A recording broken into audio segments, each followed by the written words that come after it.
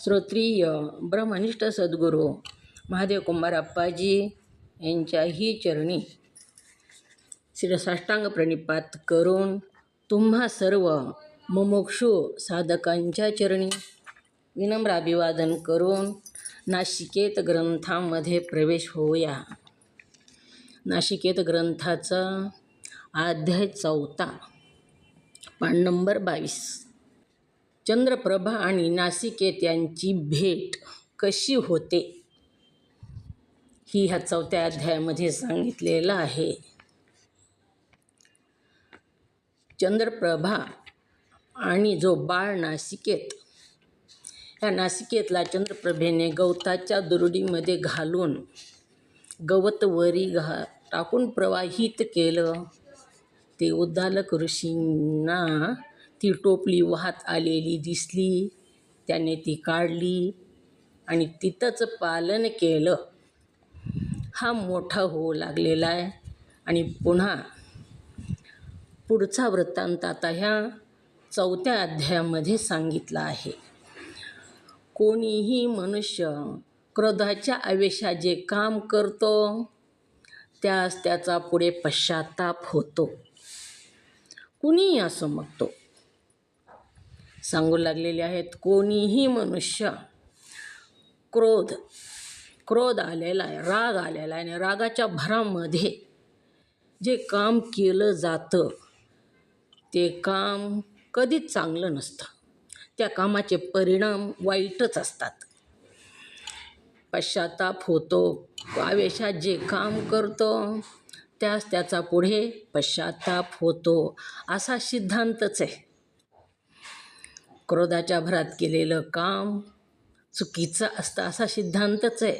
आणि चुकीचं काम झाल्यानंतर पश्चाताप होतो.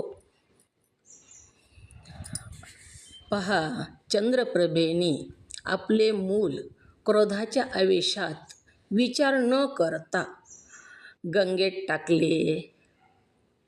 आपलं स्वतःचंच मूल राग आलेला आहे आणि ते रागाच्या भरामध्ये क्रोधाच्या आवेशामध्ये गंगेत सोडून दिलं.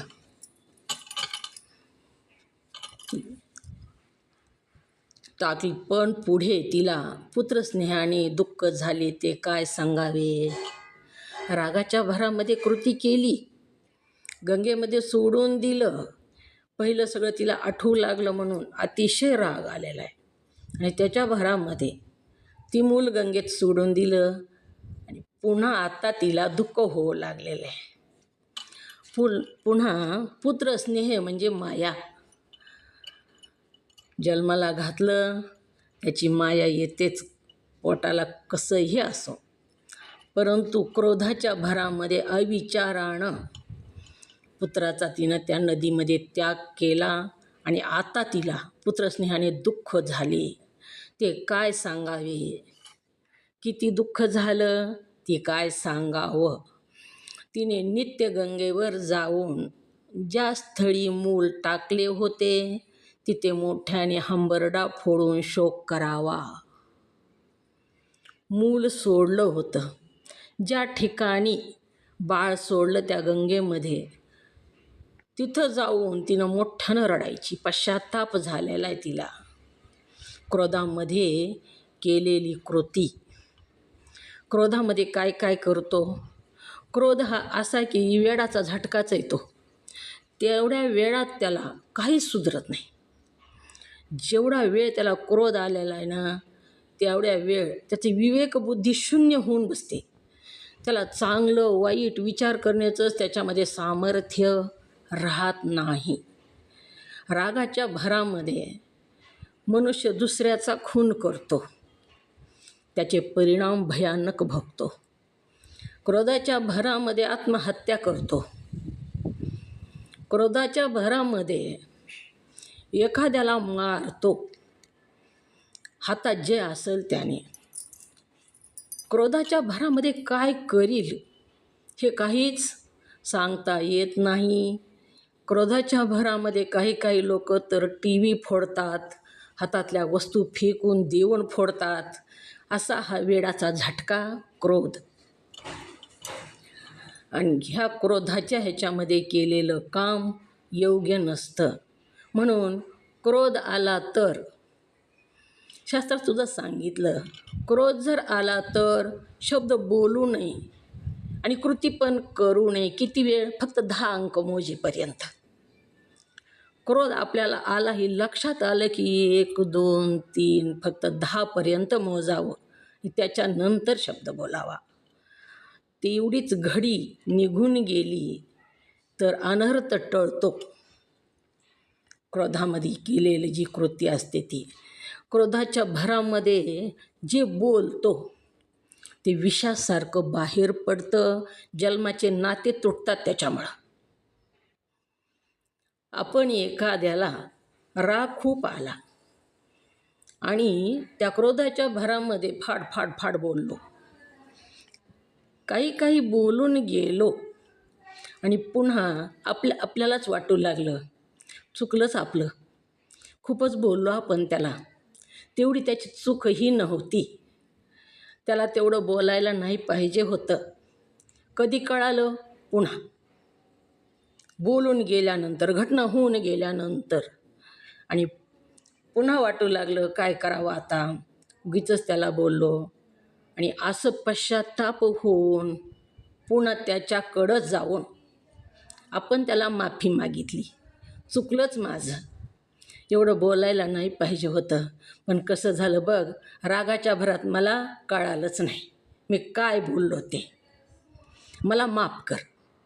असं जरी म्हणलं तरीसुद्धा त्यानं माफ केलं, पण शब्द बोललेले जे घाव असतात त्याच्या अंतःकरणावर पडलेले ते पूर्ण मिटत नाहीत. जसं एक वृक्ष आहे, त्या वृक्षाला विनाकारण मोठा खिळा ठोकला आणि आपल्या लक्षात आलं खिळा उगाचच वृक्षाला आपण ठोकू लागलेलो आहोत, म्हणून तो खिळा बाजूला काढला. मग बाजूला काढला तरीसुद्धा त्या वृक्षाला खून राहते ती खिळा ठोकलेली. तसंच आहे, शब्द बोललेले जे आहेत ते आपण सॉरी म्हणलं, माफी मागितली तरीसुद्धा ती जी आघात झालेला असतो त्या ठिकाणी थोडी तरी खून राहते. म्हणून क्रोध हा वाईटच सांगितलेला आहे आणि इथं तिला तसंच झालं आहे. क्रोधाच्या भरात जी कृती केली त्या कृतीचा आता भयानक पश्चात्ताप होऊ लागलेला आहे. आणि त्या पश्चात्तापात ती नित्यगंगेवर जाऊन ज्या स्थळी मूल टाकले होते तिथे मोठ्याने हमरडा फोडून शोक करावा, गंगेच्या काठी जावा आणि ती प्रसंग आठवून मोठ्याने रडावा, हमरडा फोडावा आणि आपल्या जीवाचा अतिशय आक्रोश करून शोकाग्नीने विव्हळ व्हावे. आपल्याच चुकीचा पश्चात्ताप करून आपल्याच जीवाचा आक्रोश करून घेऊन आपणच मोठमोठ्यानं रडावा. रडल्यानंतर अंतःकरणाची वृत्ती थोडी दुःख विरळल्यासारखं होतं, विव्हळ व्हावे. परंतु उपयोग काय? आता होऊन गेलेली गोष्ट आहे, काय विलाज आहे का? उपयोग काय? देह अभिमानही देहभानरहित होऊन तिला तिथं गेल्यानंतर म्हणजे ही देह माझा आहे असं सुद्धा भान राहत नव्हतं. दुःख झालं की कशीही पडायची, कशीही मोठमोठ्यानं रडायची. देहभानरहित होऊन 10 दिशा निहाळून पुत्रा पुत्रा म्हणून ती हाक मारी. सगळीकडं बघायची ती, खाली वरी पाण्याकडं 10 दिशाकडं बघायची आणि आपल्या त्या गंगेमध्ये सोडलेल्या बाळाला पुत्रा पुत्रा म्हणून हाका मारायची. हे सुकुमारा बालक व त्याचे गुण आठवून अट्टासाने रुदन करी.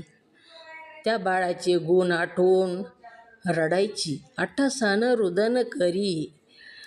तिनं सांभाळलेलं होतं, किती गुणी होतं, कसं गोंडस होतं, किती रूपवान होतं, हे आठवून ती अट्टासानं रडायची.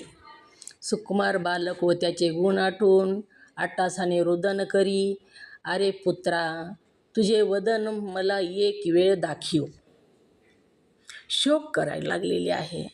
बाळा एकदा तुझं वदन मला दाखव, तुझं तोंड दाखव. तू कोठे गेलास, आता तुला मी कोठे पाहू. असे म्हणून पशुपक्षादिकांना विचारू लागली. कुठं गेलास बाळा, मी आता तुला कुठं शोधू, कुठं हुडकू, कुठून तुला शोधून आणू, आता तू मला कुठं दिसशील. अशा प्रकारे ती शोक करू लागली आणि शोक करताना ती पशुपक्षादिकांना विचारू लागली. त्या गंगेवर उडणारे पक्षी जे असतात त्यांनासुद्धा ती विचारू लागलेली आहे. पक्ष्यांनासुद्धा माझा बाळ तुम्ही बघितला का म्हणून, की माझे बाळ तुम्ही पाहिले का, ते मला दाखवा. पक्ष्यांना म्हणू लागलेली आहे, माझं बाळ ह्या गंगेत सोडलेलं होतं, तुम्ही ह्या गंगेवरच तुमची वस्ती आहे आणि तुम्ही माझं बाळ पाहिलं का. पाहिलं असेल तर तुम्ही मला दाखवा, मला सांगा. हाय हाय माझ्या बाळा, म्हणून तिने आपले अंग धरणीवर टाकले. शोक करू लागली आणि जास्तच शोक झाल्यामुळं तिचं शरीर तिनं धरणीवर टाकून दिलं. धरणीवर पडली ती आणि म्हटले, हे माय बहिणी.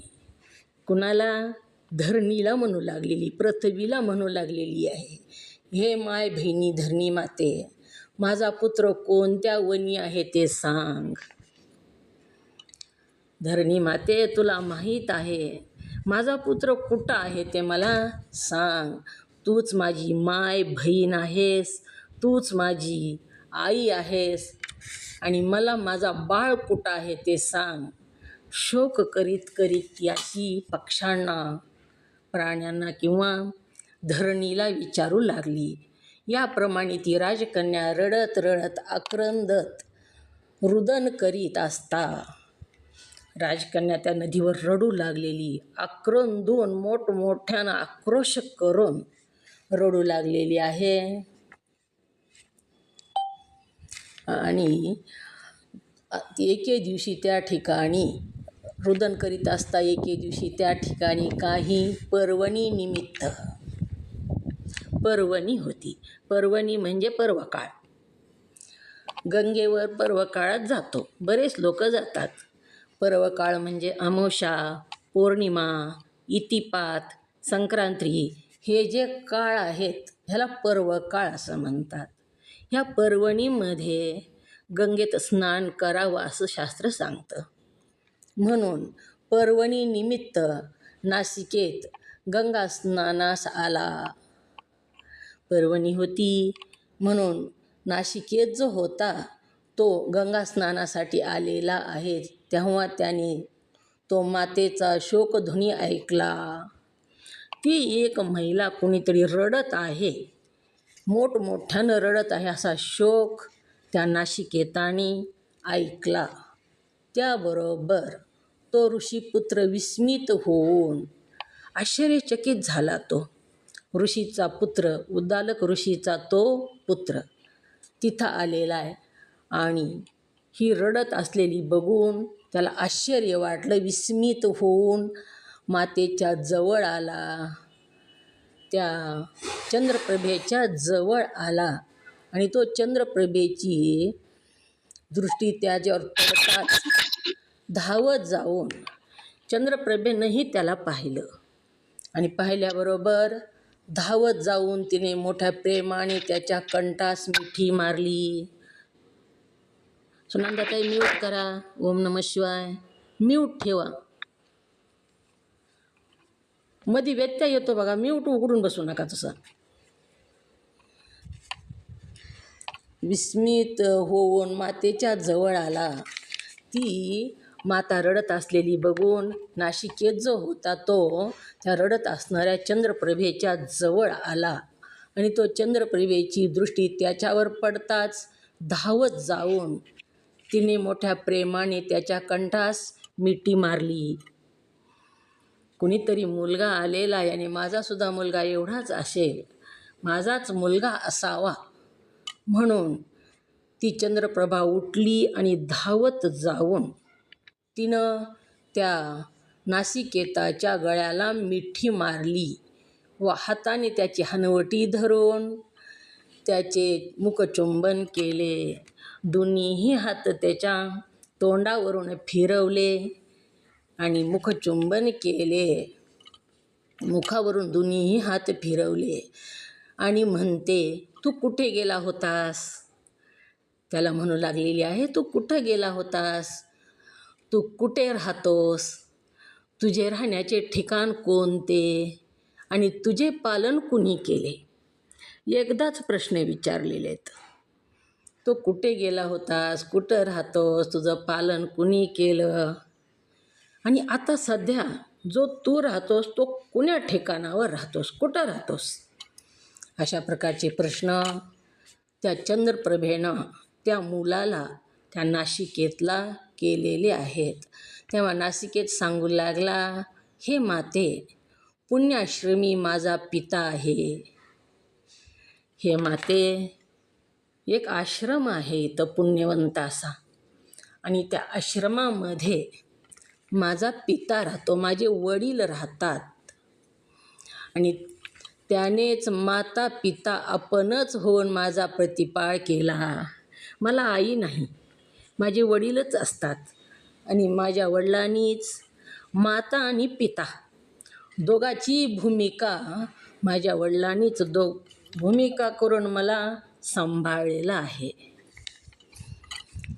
दोघांचंही जे असतं काम ते माझे वडीलच करतात. लहानपणापासून आपणच माता आणि आपणच पिता होऊन माझा प्रतिपाळ केला, मला पालन केलं, मला मोठं केलं, लहानाचं मोठं केलं. ब्रह्मदेवाचा मानसपुत्र जो उद्दालक ऋषी, त्याने मला नदीत वाहत येत असताना काढले. माझे पिता कोण आहेत हे तो सांगू लागला आहे. माझे पिता जे आहेत ते ब्रह्मदेवाचे मानसपुत्र आहेत, आणि त्यांनी मला मी नदीमध्ये वाहत जात असताना काढलं, आणि आपल्या नदीत वाहत येत असता काढले, आणि आपल्या आश्रमी नेऊन माझे उत्तम प्रकारे पालन केले. त्याने मला नदीतून गवताच्या टोपलीत वाहत जात असताना बाहेर काढलं, आणि काढून आपल्या आश्रमात नेलं, आणि माझं उत्तम प्रकारे अगदी स्वतःच्या मुलासारखं माझं पालन केलं. त्यांचा आश्रम या गंगेच्या तीरी आहे. त्यांचा जो आश्रम आहे उद्दालक ऋषीचा, तो ह्या गंगेच्या काठावरच आहे, आणि तो मोठा ब्रह्मचारी असून त्याच्या आश्रमानजीक पुष्कळ महर्षीचे आश्रम आहेत. माझे जे पिता उद्दालक ऋषी, ब्रह्मदेवाचे पुत्र, मानसपुत्र, हे ब्रह्मचारी आहेत, आणि त्यांचा आश्रम सुंदर असा आश्रम आहे, आणि त्यांच्या आश्रमाजवळ दुसरेही आश्रम आहेत, अनेक ऋषीचे आश्रम आहेत, असं तो नासिकेत चंद्रप्रभेला सांगू लागलेला आहे. त्या आश्रमी फळे मुळे विपुल असून आश्रमामध्ये फळं आहेत, फुलं आहेत, असे अनेक वृक्ष आहेत, आणि तापसांना सुखसंपन्न असे महावन आहे. तापसांना म्हणजे तपश्चर्या करणाऱ्यांना संपन्न असं सुख एकांत साधून देणारं वन आहे, महावन आहे.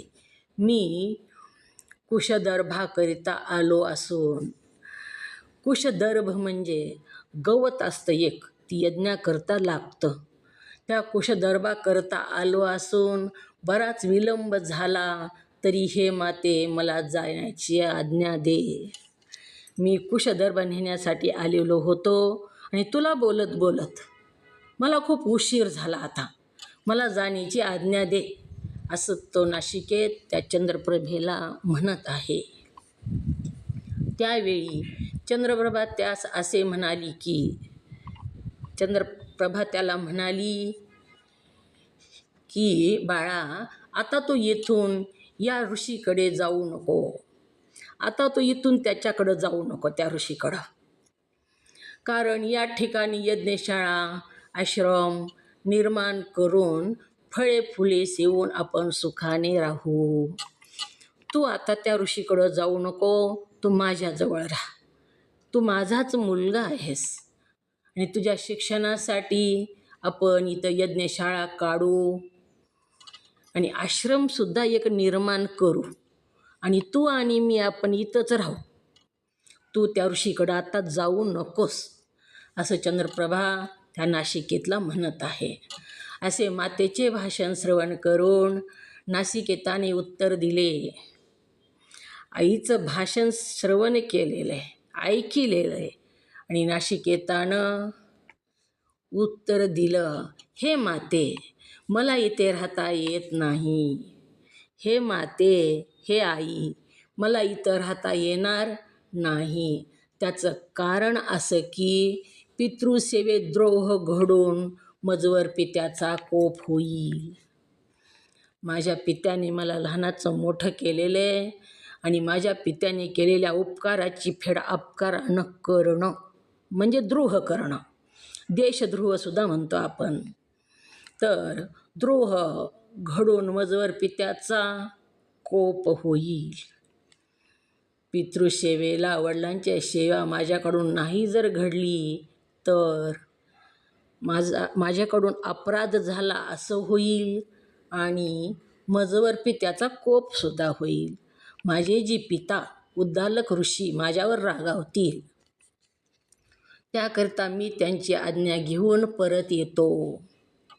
आई, माते, मी त्यांची आज्ञा घेऊन तुला भेटायला आणखी परत येतो, असे म्हणून त्याने मातेस साष्टांग नमस्कार केला आणि तो निघून गेला. त्या चंद्रप्रभेला साष्टांग नमस्कार केला त्या नाशिकेतानं आणि तो निघून गेला. इकडे उद्दालक ऋषी पुत्राची वाट पाहत होता. तो नासिकेताने येऊन त्यास नमस्कार केला. आपल्या मुलाला उशीर कसा झाला असं वाटून उद्दालक ऋषी नाशिकेताची वाटच बघत होते. रोज आपला मुलगा गेला तर लगेच टायमाला परत येतो आणि आज उशीर कसा काय झाला अशी त्या उद्दालक ऋषींना काळजी वाटू लागली. म्हणून उद्दालक ऋषी त्या नाशिकेताची वाटच बघत बसलेले होते. तितक्यात नाशिकेत आला आणि नाशिकेतानं आपल्या वडिलांना नमस्कार केला. तेव्हा ऋषीने विचारले की तुला एवढा वेळ का लागला? नाशिकेताचे वडील जे उद्दालक ऋषी ह्यांनी विचारलं, एवढा वेळ तुला कसा काय लागला, आज उशीर कसा झाला? असे ऐकून नासिकेत म्हणाला, मी वनात हिंडत असता गंगातीरी माझी माता मला भेटली. गंगातीरावर स्नानाला गेलो असताना आणि तिथून अरण्यामध्ये दर्भ आणण्यासाठी मी फिरत असताना माझी माता मला भेटली. ती अति दुःखित असून वनवासी आहे. माझी माता कशी आहे? दुःखित आहे आणि वनवासी आहे. तिचे सांत्वन केले व आज्ञा घेऊन इथे आलो. तिचे सांत्वन करण्यासाठी मला थोडा वेळ लागला, त्याच्यानं मला उशीर झाला आणि आता मी तिची आज्ञा घेऊन इथे आलेलो आहे. त्याकरिता मला क्षमा करावी, मला क्षमा करा, मला थोडासा उशीर झालेला आहे, असं नाशिकेत आपल्या बाबांना म्हणतो. असे ऐकताच ऋषीस आनंद होऊन त्याने त्यास आलिंगन दिले. आई भेटली असं म्हणल्याबरोबर ऋषीला अतिशय आनंद झालेला आहे आणि त्यांनी आपल्या मुलाला आलिंगन दिलं, म्हणजे छातीशी धरलं आणि तो म्हणाला, तुझी माता कुठे आहे? नाशिकेतला विचारू लागलेले आहेत, ऋषी तुझी माता कुठे आहे आणि तिचा देश कोण व कोणत्या कुळात तिचा जन्म झाला? कोणता देश आहे तिचा, तिचं कुळ कोणतं आहे, कोणत्या कुळाचा तिचा जन्म झालेला आहे, तो समूळ वृत्तांत मला सांग, असं ऋषी म्हणू लागलेले आहेत. असे पित्याचे भाषण ऐकून नाशिकेत म्हणाला. आपल्या वडिलाचं असं भाषण ऐकलं आणि नाशिकेत सांगू लागला, माझी माता वनामध्ये शोक करीत असता मी तिथे अकस्मात गेलो. माझी जी आई होती ती रडत होती, शोक करत होती आणि अचानक मी तिथं गेलो. मला पाहताच तिने धावून येऊन माझ्या गळ्याला मिठी मारली आणि म्हटले, तू कुठे होतास? सगळा वृत्तांत तिथं जो झाला तो नाशिकेत आपल्या पित्याला सांगत आहे. तुझा प्रतिपाळ कुणी केला? त्या माझ्या आईने मला प्रश्न विचारलेले आहेत. तू कुठे होतास आणि तुझं पालन कुणी केलं? तेव्हा मी तुमचे नाव सांगितले. ती गंगातीरी ऋषी आश्रमात राहते. गंगेच्या तीरी माझी जी माता आहे ती ऋषीच्या आश्रमात राहते. मग तुमच्या सेवेसाठी मी त्वरेने निघून आलो. पुढचं मला काही माहीत नाही. तुमच्या सेवेसाठी मी तिथून लवकरच निघून आलो, त्वरेने निघून आलो. त्यावेळी ऋषीस मोठे सौख्य वाटून तो म्हणाला, उद्दालक ऋषीला आनंद झालेला आहे, सुख वाटले आणि सुख अंतकरणामध्ये सुखाचा अनुभव आला. आणि ऋषी म्हणू लागलेला आहे, आता तू लवकर परत जाऊन तिचा सर्व वृत्तांत विचारून आपल्या आश्रमी तुझ्या मातेला घेऊन ये. तू आता परत जा आणि त्या तुझ्या मातेचा सगळा वृत्तांत विचार. तिचे आई वडील कोण, तिचं कुळ कोणतं, ही सगळं विचार आणि तिला घेऊन तो आपल्या आश्रमाकडे ये, आश्रमात ये. नासिकेत पितृआज्ञा मान्य करून परत मातेजवळ आला. आपल्या वडिलाची आज्ञा मान्य करून तो परत पुन्हा त्या चंद्रप्रभेकडे आला आणि तिला साष्टांग नमस्कार करून झालेला सर्व वृत्तांत त्याने निवेदन केला. आईला चंद्रप्रभेला साष्टांग नमस्कार केला. आल्याबरोबर पाया पडला आणि पाया पडून झालेला वृत्तांत त्याने निवेदन केला. तो ऐकून चंद्रप्रभा कोपायमान झाली. वृत्तांत झालेला म्हणजे माझे वडील जे उद्दालक ऋषी आहेत त्यांनी मला पाठवलेलं आहे आणि त्यांचं म्हणणं आहे की तुला घेऊन आपल्या आश्रमी ये. असं म्हटल्याबरोबर चंद्रप्रभा कोपायमान झाली, म्हणजे रागावली, रागात आली आणि म्हणाली, कोण तुझा पिता आणि तो मला कशाला बोलावतो? काय म्हणते चंद्रप्रभा, तुझा पिता कोण आणि तो मला का बोलावतो? मी त्याला बघितलेलं सुद्धा नाही. अरे, मी केवढ्या पवित्र कुळात जन्मले, मी तुझ्या पित्याची ओळख नाही, त्याला बघितलेलं नाही, काहीच नाही, तरीसुद्धा तो तुझा पिता जो आहे तो मला तिथं का बोलावित आहे? मी काही अशी तशी नाही, तर माझा जन्म केवढ्या पवित्र कुळात झालेला आहे. माझा जन्म फार मोठ्या कुळात झालेला आहे आणि त्यास दोष लावू का? ओळख नाही, पाळख नाही अशा पुरुषाकडं जाऊन राहून मी माझ्या कुळाला दोष लावू का? ज्या सूर्यवंशीय राजाची कीर्ती त्रिलोक्यातील भूपाळ वर्णन करतात. सूर्यवंश राजा जे आहेत त्यांची कीर्ती त्रिलोक्यामधले राजे वर्णन करतात. सूर्यवंश, रामप्रभूचा वंश सूर्यवंश आहे. सूर्याच्यापासून त्यांची पुढी वंशावळी चलत आलेली आहे आणि कृष्ण परमात्म्याचा चंद्रवंश आहे. मी ह्या आधी पण सांगितलं. म्हणूनच रामप्रभू दिवसा सूर्य असताना जन्माला आले आणि कृष्ण परमात्मा मात्र चंद्र असताना जन्माला आले. सूर्यवंशाची राजाची कीर्ती त्रिलोक्याचे भूपाळ वर्णन करतात. त्रिलोक्यातले राजे ह्या माझ्या पित्याच्या कुळाचं वर्णन करतात, अतिशय पवित्र कुळ म्हणून. त्या रघुराजाची मी मुलगी असून त्याने मला दोषास्तव वनात त्यागिले.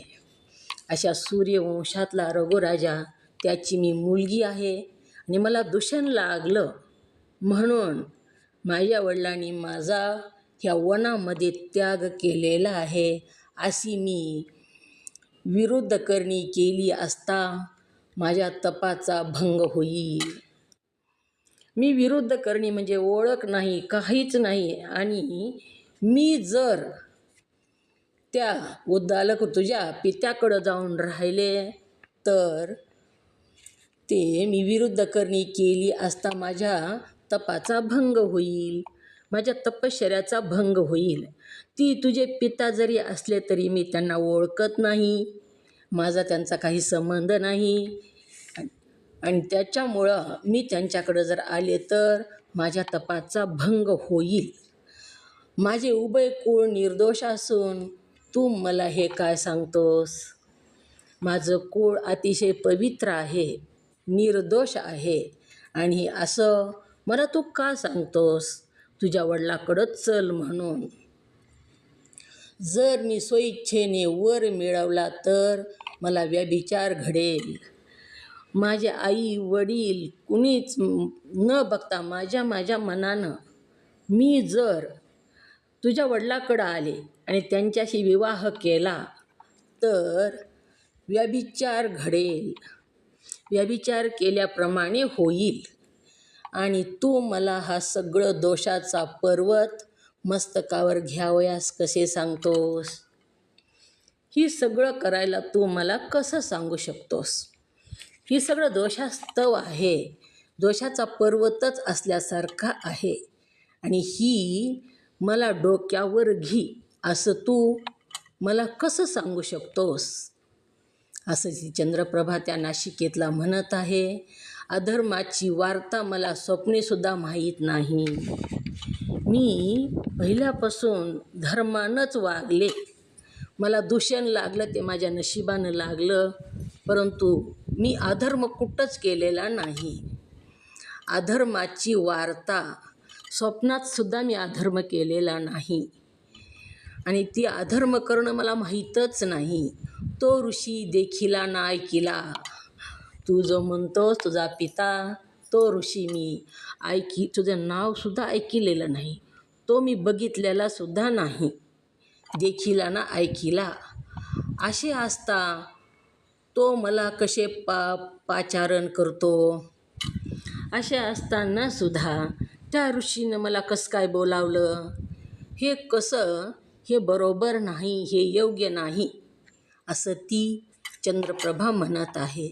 याप्रमाणे तिने सत्य धर्मपुत्रास निवेदन केला. जे खरं आहे ते, तिचं कुळ कोणतं, ती कुणाची मुलगी आहे, ती अरण्यात कशी आली, हे सगळं त्या चंद्रप्रभेनं त्या नाशिकेतला सांगितलेलं आहे. असे भाषण ऐकून नाशिकेत परत आला तेव्हा ऋषी म्हणतात, तू एकटाच आलास? ही सगळं आईचं भाषण ऐकलेलं ऐकून घेतलं आणि नाशिकेत आपल्या वडिलाकडं उद्दालक ऋषीकडं आला.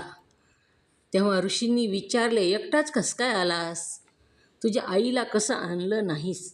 एकटाच कसा आलास? नाशिकेताने उत्तर दिले की अशी आयुक्त करणी कशी घडेल? याचा विचार तुम्हीच करा, तुम्हीसुद्धा विचार करा. नाशिकेत म्हणत आहे, अशी विपरीत करणी कशी घडेल? जी मी जाऊन सर्व व्रत सांगितले ते ऐकताच माझी माता कोपायमान झाली. मी तिला जाऊन सांगितलं ही जेव्हा सांगितलं की माझ्या वडिलांनी तुला घेऊन ये म्हणून सांगितलंय, असं म्हटल्यानंतर माझी जी माता होती ती कोपायवान झाली, रागावली आणि सत्य धर्मात सांगू लागली. रागावून तिनं सत्य धर्म काय हे मला सांगितला. ती म्हणाली की मी अपरिणित रघुराजाची कन्या आहे. पुण्यवंत अशा रघुराजाची मी कन्या आहे आणि तू जो मुनी सांगतोस तो मी ऐकला नाही आणि देखलाही नाही.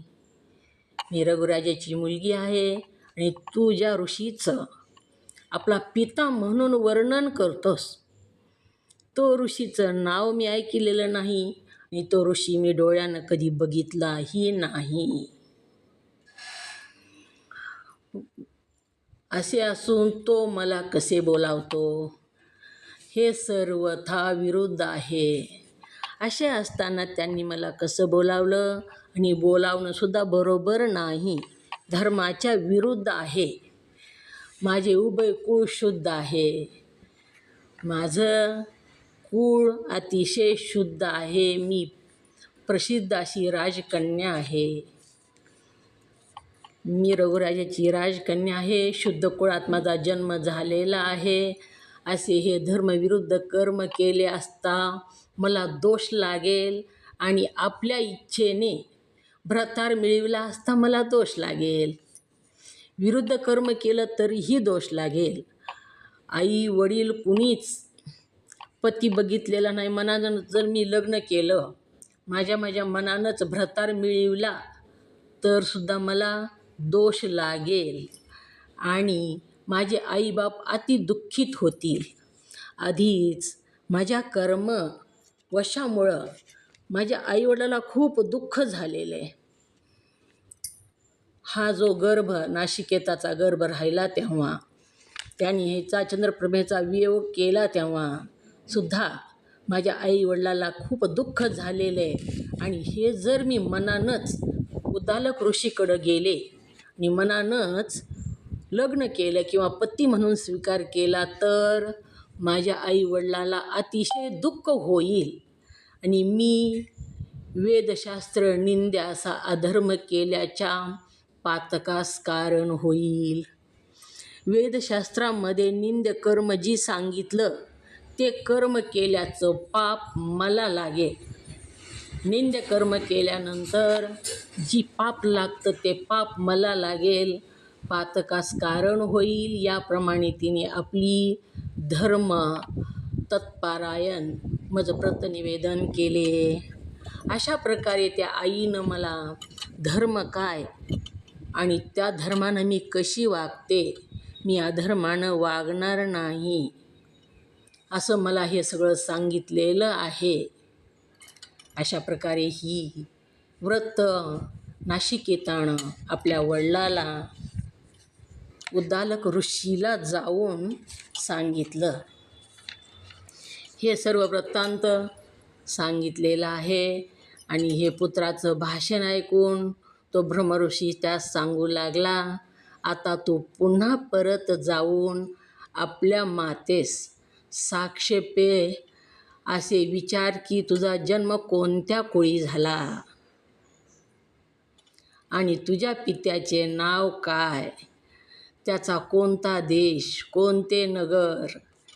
ही सगळं उद्दालक ऋषी त्या नाशिकेतला पुन्हा म्हणू लागलेले आहे. तू परत जा आणि आपल्या आईला तिचं सगळं विचारून ये.